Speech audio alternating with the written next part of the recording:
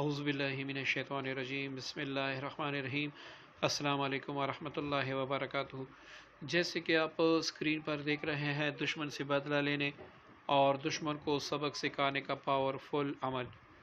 دوستو، اس عمل کو آپ جتنی مرتبہ آزمائیں گے انشاءاللہ اس کو مجرب ہی پائیں گے، کیونکہ ایک عامل کی زبان ہوتی ہے، ایک بزرگ کی زبان ہوتی ہے، ایک صحابی کی زبان ہوتی ہے، ایک نبی کی زبان کی بات ہوتی ہے، اور ایک سید الانبیاء کی بات ہوتی ہے۔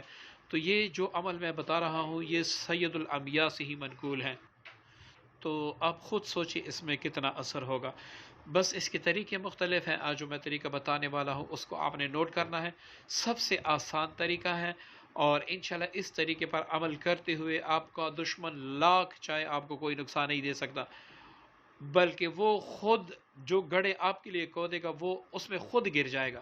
بس اس عمل کو آپ نے اچھی طریقے سے سمجھنا ہے۔ عمل کچھ اس طرح سے ہے کہ ایک دعا، اللہم انا نجعلک فی نحورہم ونعوذ بک من شرورہم، یہ میں آپ کو لکھ کر دکھا بھی دیتا ہوں تاکہ آپ کو پڑھنے میں آسانی ہو اور کوئی غلطی کا احتمال نہ ہو۔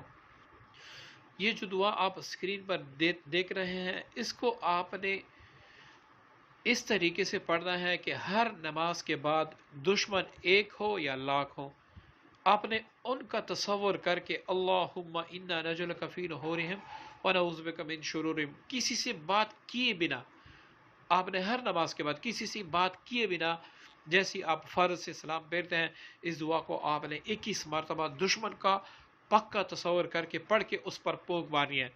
اب آپ کا کیا ارادہ ہے؟ اگر آپ ہمیشہ یہ یاد رکھیں کہ یہ اللہ تعالیٰ کے محبوب کے زبان مبارک سے نکلے ہوئے الفاظ ہیں، تو لازماً بات ہے اس کو آپ نے جائز مقصد کے لیے کرنی ہوگی۔ ایسی ہی آناب شناب میں اگر آپ کسی کو برباد کرنا چاہتے ہیں تو وہ نہ کریں، اس کا الٹا اثر آپ پہ ہوگا۔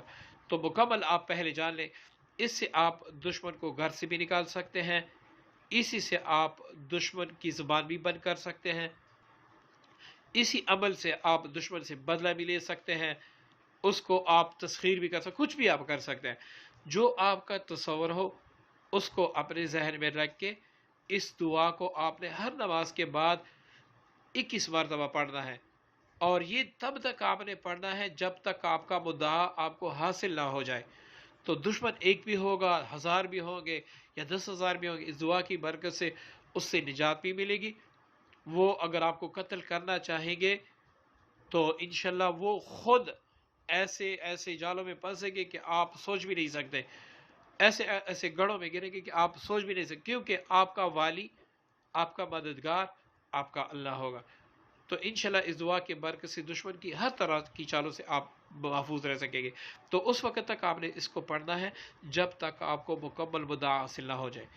امید کرتا ہوں آج کا عمل آپ کو پسند آیا ہوگا، دعا میں یاد رکھیے گا۔ السلام علیکم ورحمۃ اللہ۔